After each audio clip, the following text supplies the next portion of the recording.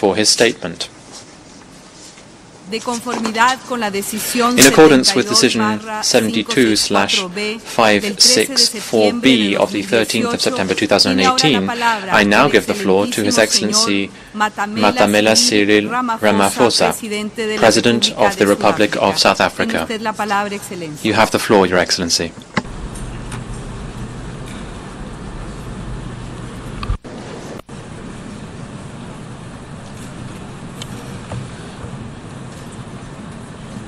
President of the 73rd session of the General Assembly, Secretary General of the United Nations, Heads of State, Your Majesties, Mama Graça Machel, the Mandela family, and ladies and gentlemen, on behalf of the Mandela family and the people of South Africa, allow me to express our humble appreciation to the United Nations convening this special summit in honor of the founding president of our democracy, Nelson Mandela. In 1994, during his inaugural address to the UN General Assembly, President Mandela said, "The great challenge of our age to the United Nations organization is to answer the question, given the interdependence of the nations of the world, what is that we can do and must do to ensure that democracy, peace, and prosperity prevail everywhere," close quotes. The signing of the United Nations Charter over 70 years ago took place in a world different from our own today. It was a world still reeling from the clash of great powers in the Second World War that cost the lives of close to 5% of the world's population at the time. It is from this collective trauma that the United Nations was born. Countries sought to reimagine a world where nations would cooperate rather than to clash, and where friendly relations would lead to social progress, peace and development, and to a better life for all. For these noble ideas to be realized, however, they needed to find expression in the actions of those who took up the mantle of leadership at the most trying of times.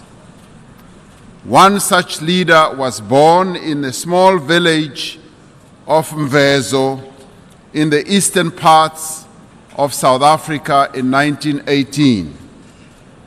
He would come to represent the hopes of millions of South Africans who dreamt of a life unshackled from a system that limited their potential and stifled their possibilities based merely on the color of their skin. The story of South Africa's transition from apartheid to democracy and the role played by Nelson Mandela is well known. It is a story about humanity's great capacity for goodness, for peace, and for hope. It was this capacity that led to the establishment of the United Nations, which served as an important platform for the anti-apartheid movement and which continues to be a platform for other struggles against oppression, war, and global injustice. Since the formation of the UN, the world has faced many crises that have tested the limits of diplomacy and the multilateral system. Throughout these crises, the United Nations has endured as a force for stability, cooperation, and the peaceful resolution of conflict. While much has been done to ensure that the world would never go to war with itself again, the organization faces more intricate and complex challenges. Over the past 7 decades, millions of people worldwide have been killed, some have been maimed, others have been displaced, and many have starved as a result of war and conflicts. Of these, women and children continue to bear a disproportionate burden of these troubles. While we have managed to avoid another world war, we continue to grapple with the haunting specter of modern atrocities such as the genocides in Rwanda and Srebrenica. We are confronted by interstate armed conflicts in Syria, South Sudan, and Yemen. The protracted turmoil in a number of parts of Africa and the struggles for self-determination in Western Sahara and the Palestine. These reveal that the current threats to international peace and security result more from conflicts within states and the effect that these have across nations, and have become increasingly interdependent rather than the traditional conflicts between states. Terrorism, transnational organized crime, illicit flows of finance, and the growing number of refugees pose significant threats to global order and peace. No longer can we ignore the troubles of those in distant parts of the world or fail to address the root causes of conflicts we often imagine are foreign to us. To respond to these threats, we need a united nation that is responsive, adaptable, and also able to deal with challenges its founders could not have imagined. It should not rely merely on the political interests of a few, as an impasse between the major powers often impedes the entire organization's ability to act. Instead, we should draw on the strength of the collective in resolving complex challenges. The United Nations can only succeed to the degree that we, as global leaders, provide visionary leadership that transcends our ideological differences and narrow national interests. Through this Peace Summit, the current generation of global leadership is given a wonderful opportunity not only to reflect on peace in the world, but to take these measures necessary to end the wars that continue to take millions of innocent lives. We are called upon to act decisively to end the exposure of women and children to untold suffering, including displacement, torture, rape, mutilation, and murder.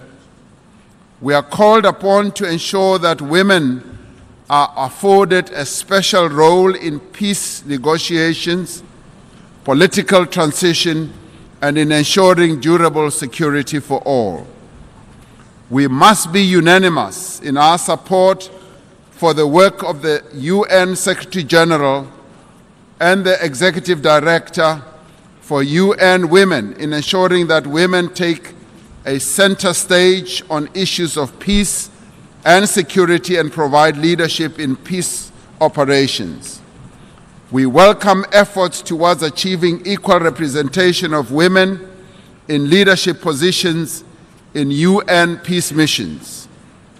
Madam President, in our search for peace, we dare not ignore the continued existence of weapons of mass destruction whose capacity for human devastation is too dreadful to contemplate.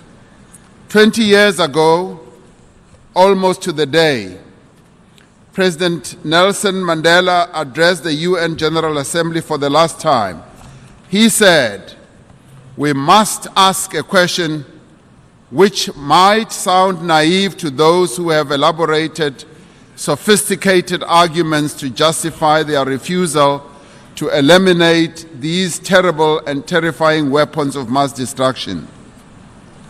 Why do they need them anyway?" Close quotes, he asked. To this day, his question has been met with no satisfactory answer. The truth is that there can be no justification for the existence of weapons that carry with them the potential to extinguish life on this planet. We therefore applaud the adoption by the General Assembly last year of the groundbreaking treaty on the prohibition of nuclear weapons. South Africa will soon deposit its instruments of ratification of this historic treaty. We call on all peace-loving states to ratify the treaty so that it comes into force without any delay. As we strive for peace, we cannot escape the reality that conflict and hostility have their roots in poverty, exclusion, and marginalization.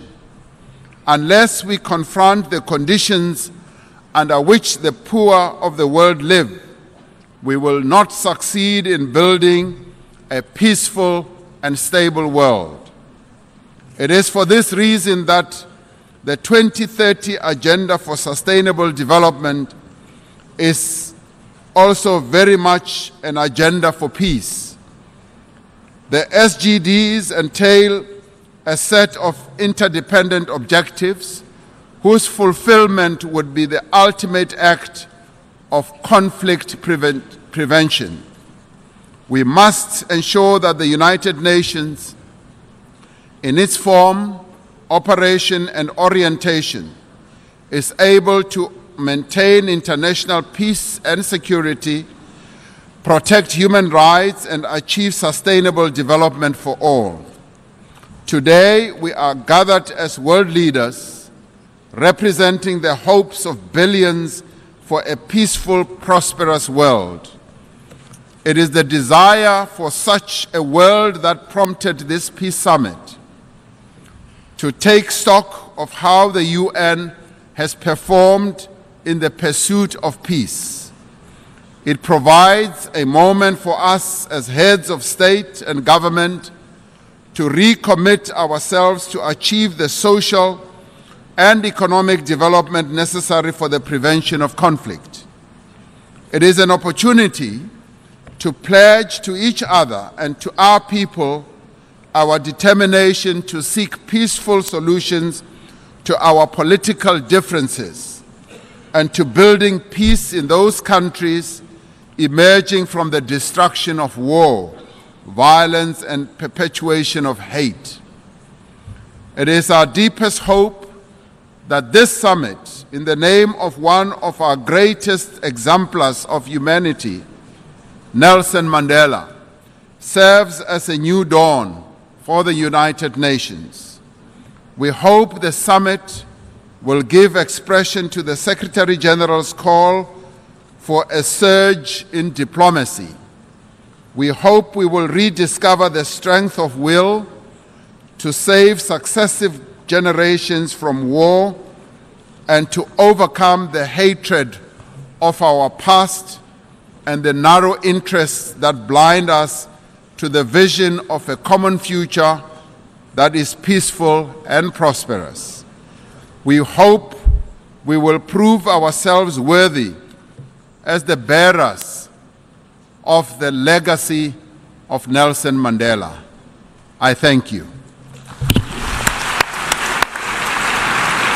I thank the Honorable President of the Republic of South Africa for his statement de conformidad con la decisión 70.